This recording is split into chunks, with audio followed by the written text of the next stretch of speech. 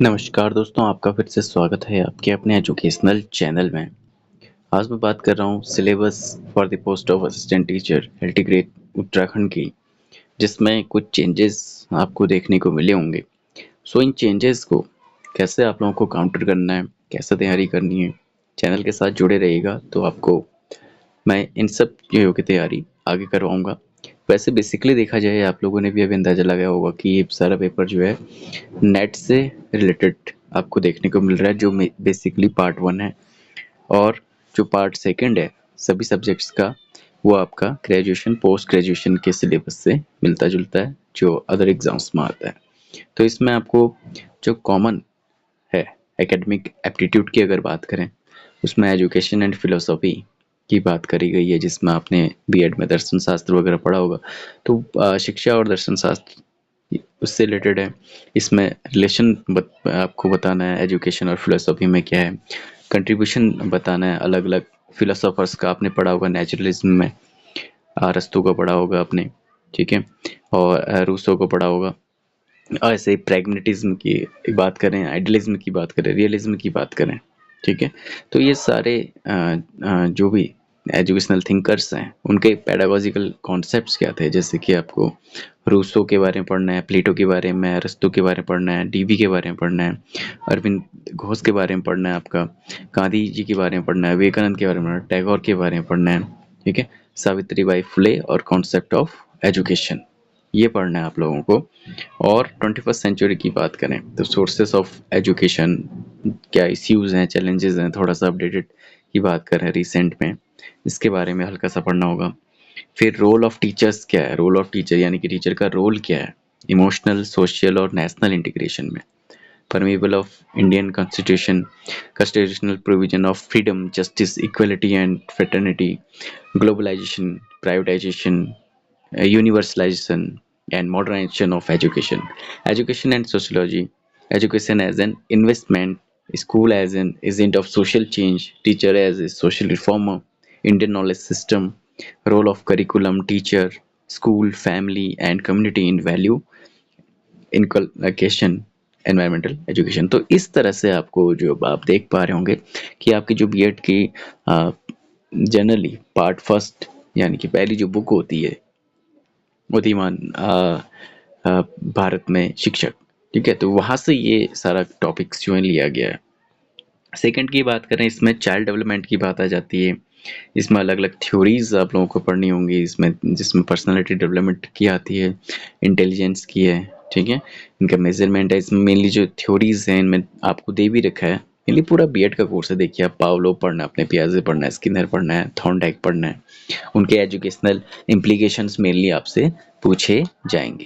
यहाँ पर जो आपका मेन है एजुकेशनल इम्प्लीकेशंस, वो ज़्यादा इम्पोर्टेंट है, ठीक है। और role of teachers in maintaining good mental health of student, yoga and fit yoga movement for better health, guidance and counselling, yoga वगैरह इसमें ऐड किया हुआ है। कंटिन्यूअस कंप्रेहेंसिव इवोल्यूशन सीसीई की बात करें, adjustment and it areas, case study, drama and art in education. तो ये आपका यूनिट सेकंड हो गया। यूनिट थर्ड की अगर हम बात करें तो इसमें एजुकेशनल टेक्नोलॉजी, उसके टाइप्स, इसमें हार्डवेयर, सॉफ्टवेयर, ठीक है, जितने भी सिस्टम है टीचिंग के वो आ जाते हैं। Phases of teaching, level of teaching, theories of teaching, अलग अलग थ्योरीज जो हैं, मॉडल्स की बात करें, टीचिंग और लर्निंग की बात करें, कैसे प्लान करेंगे, ऑर्गेनाइज कैसे करेंगे, how you lead and control.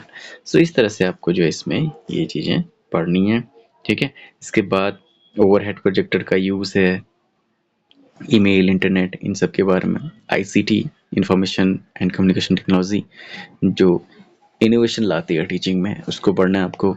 Effective teaching, creative conductive learning environment की बात करें, ठीक है, सोशल स्किल जो ट्रेनिंग है उसकी बात करेंगे। आईसीटी की बात करें, ठीक है, इसमें आपका आईसीटी में क्या आ जाएगा, लेसन प्रिपरेशन और लेसन प्लानिंग, डेमोन्स्ट्रेशन। सो पूरा ओवरऑल आपका जो है यहाँ पे इन्होंने एक तरह से आपको बीएड का जो सिलेबस है आपका, ठीक है, इसमें आईसीटी जिनकी रही होगी उन लोगों को हेल्प मिलेगी यहाँ पे, ठीक है। इसमें अलग अलग ऑडियो जिलेट सी क्या है, दीक्षा प्रोग्राम क्या है, ये निष्ठा प्रोग्राम क्या है, ये सब चीज़ें इसमें आपकी आने वाली हैं, ठीक है। और जैसे इसमें देखिएगा यूनिट 4 में अपने क्या करना है, जो सोशल इकोनॉमिकली डिसएडवांटेजेस चिल्ड्रन हैं ठीक है, उनके बारे में इसमें जो एजुकेशन है, ठीक है, उनके एजुकेशन के बारे में जेंडर बायसनेस की बात करें, जेंडर स्टीरियोटाइप्स की बात करें, safety in measures in school, harassment, ये सब चीज़ें हैं जो इतने भी इससे रिलेटेड क्वेश्चन होते हैं। और मेनली ध्यान रखिएगा कि एनईपी 2020 जिस पे गवर्नमेंट का मेन फोकस है उसको आप अच्छे से पढ़ के जाएंगे, ठीक है। उसमें क्या इश्यूज हैं, बैरियर, फैसिलिटीज़, प्रोविजंस क्या क्या हैं आपके इसमें, ठीक है। अलग अलग ड्राइवर्स ग्रुप के लिए क्या क्या इसमें प्रोविजंस हैं, क्या क्या मानक हैं, इसको आपको पढ़ के जाना है कि इतने से इतने साल तक बच्चा क्या सीखेगा, क्या इसमें क्या सीखेगा। ये जब हम आगे स्टडी करेंगे तो उसमें मैं आप लोगों को बताऊंगा, ठीक है। जो 5334 का कॉन्सेप्ट है वो कैसे है, इस तरह से।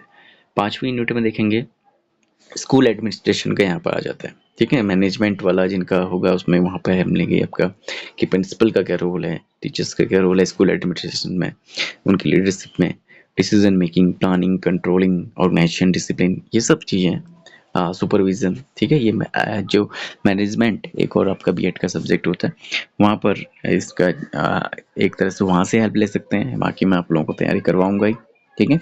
जो आपका यूजीसी का फंक्शन क्या है, ऐसे ही एनसीटीई का क्या है, ठीक है, और आरसीआई का क्या है, ये सब चीज़ें जो इसमें आपको पढ़नी है, ठीक है।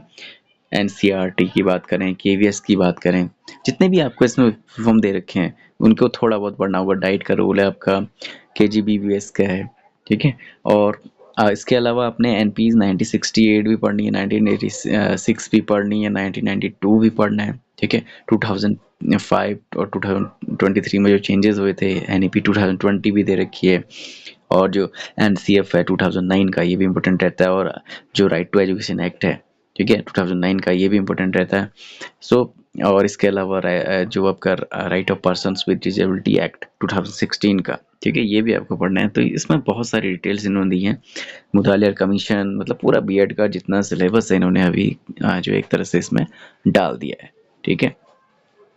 मुतालिया कमीशन की बात करें, कोठारी कमीशन की बात करें, तो नेशनल कॉलेज कमीशन की बात करें, जस्टिस वर्मा कमीशन की बात करें, सर्व शिक्षा अभियान है आपका, राष्ट्रीय माध्यमिक शिक्षा अभियान है, रमसा से बोला जाता है, समग्र शिक्षा अभियान, निष्ठा की बात करिए।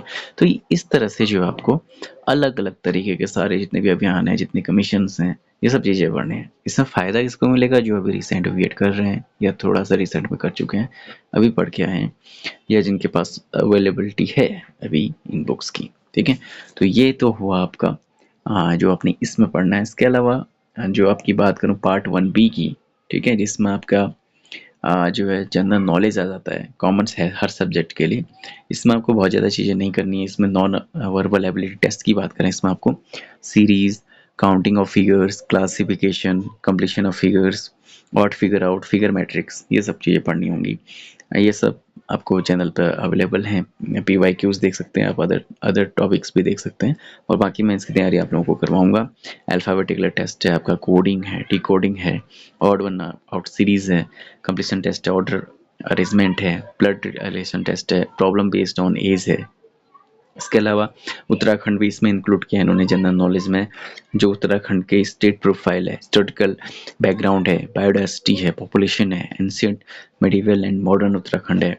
इंडिया की बात करें, इंडिया में आपको इंडियन स्टेट्स पढ़ने हैं, prominent books and their authors, main scientific discoveries, renowned scientist, और आपके प्रोमिनेंट अवार्ड्स की बात करें, एजुकेशन की बात करें, नेशनल लेवल पे हो, नेशनल सिंबल हो आपके, और फेमस रिलीजियस प्लेसेस हों, प्रोमिनेंट स्पोर्ट्स और रिलेटेड टर्मिनोलॉजी। तो इतना जो आपको सिलेबस पार्ट 1 में कवर करना है। तो इसकी तैयारी जितना जल्दी आप लोग शुरू करेंगे वो आपके लिए बेनिफिशियल रहने वाला है। आगे आने वाले टॉपिक्स भी मैं इसमें धीरे धीरे आप लोगों को करवाऊँगा। और जितने भी आप मुझे पीवाईक्यूज़ मिलेंगे या जो भी क्वेश्चंस मिलेंगे आपके लिए इम्पोर्टेंट, वो मैं आपके लिए लेकर आऊँगा। तो सिलेबस आपने देखा होगा नेट और यूपीटीसीटी से मिलता जुलता है, तो वहाँ से भी आप इसको जो लोग तैयारी कर रहे हैं हेल्प ले सकते हैं। सो मिलते हैं आपसे नेक्स्ट वीडियो में। Thank you.